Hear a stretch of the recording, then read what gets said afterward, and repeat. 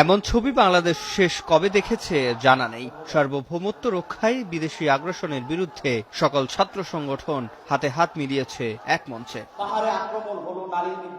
গণ অভ্যুত্থান পরবর্তী সময়ে যখন নিজেদের কৃতিত্বের দাবি, সাংগঠনিক প্রতিযোগিতা সহ নানা বিশৃঙ্খলায় জড়িয়ে পড়ায় প্রশ্ন ওঠে ঐক্য নিয়ে। সেই সাথে যখন যোগ হয় বিদেশি আগ্রাসন ও ষড়যন্ত্র, ঠিক তখন জগন্নাথ বিশ্ববিদ্যালয়ের সাংবাদিক জোট আয়োজন করে ছাত্র ঐক্যের। বুধবার যেখানে ছাত্রদল, ছাত্র শিবির ও ছাত্র অধিকার পরিষদ সহ গণ অভ্যুত্থানের পক্ষের প্রায় সব ছাত্র সংগঠন অংশগ্রহণ করে, বক্তব্যে তুলে ধরেন দেশ বিনির্মাণের কথা। আমরা একটা শ্রদ্ধাবোধের রাজনীতির ইতিবাচক রাজনীতি প্রতিফলন করাতে চাই। যদি আমরা সকলে আমাদের সেন্ট্রাল নেতৃবৃন্দ সকলে আমরা একই মঞ্চে আসি, আমরা এখান থেকে যে সিদ্ধান্ত গ্রহণ করব, আমরা যে এক্সপ্রেশন দেখাবো, সেই তৃণমূল পর্যায়ে সকলকে আমরা বাস্তবায়িত হবে। স্বৈরাচার এবং তাদের দোসরদের ক্ষেত্রে এবং বিদেশি শক্তিকে নস্যাৎ করতে তাদের বিরুদ্ধে আমরা জিরো টলারেন্স ঘোষণা করছি। ভারত বিরোধিতার মানে আমি তিস্তার পানির ন্যায্য হিস্সা চাই। ভারত বিরোধিতার মানে আমি ফেনী পানির ন্যায্য হিস্সা চাই। ভারত বিরোধের মানে আমি ওই যে রামপালে তাপ বিদ্যুৎ কেন্দ্র করা হয়েছে তার বাতিল চাই। ভারত বিরোধিতার মানে হচ্ছে আমি আমার বোন ফেলানীর হত্যার বিচার চাই। 1 মাসের ভিতরে বাংলাদেশকে আমরা গুছিয়ে দিব।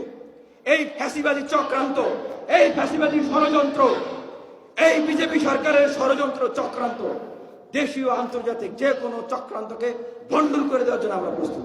অনুষ্ঠানে ছাত্র শিবিরের সভাপতি বলেন, ক্যাম্পাসে ঐক্যের জন্য প্রয়োজন ছাত্র সংসদ নির্বাচন।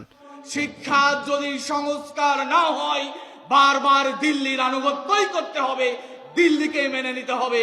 এই জন্য আগে প্রয়োজন শিক্ষার সংকট নিরসন করা, এবং এই সংস্কারটা শুরু হবে ছাত্র সংসদ নির্বাচনের মধ্য দিয়ে।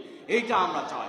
অন্যদিকে আনুষ্ঠানিকভাবে জাতীয় ঐক্যের ডাক দিয়ে ছাত্রদলের সভাপতি বলেন, ছাত্রলীগের বিচারের পর ছাত্র সংসদ নির্বাচন।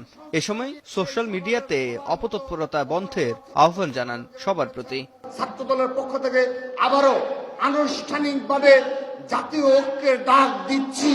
এই জাতীয় ঐক্যের মাধ্যমে সকল ছাত্র সংগঠন সকল ক্যাম্পাসে তাদের কাঁধ মিলিয়ে এক এবং ঐক্যবদ্ধভাবে সদা জাগ্রত থাকবে। এদিকে ছাত্র সংগঠনের মধ্যে মতপার্থক্য থাকলেও সার্বভৌমত্ব রক্ষা ও বিদেশি আগ্রাসন রুখতে সব সংগঠন একসাথে কাজ করার আহ্বান জানান বৈষম্য বিরোধী ছাত্র আন্দোলনের আহ্বায়ক হাসনাত আব্দুল্লাহ।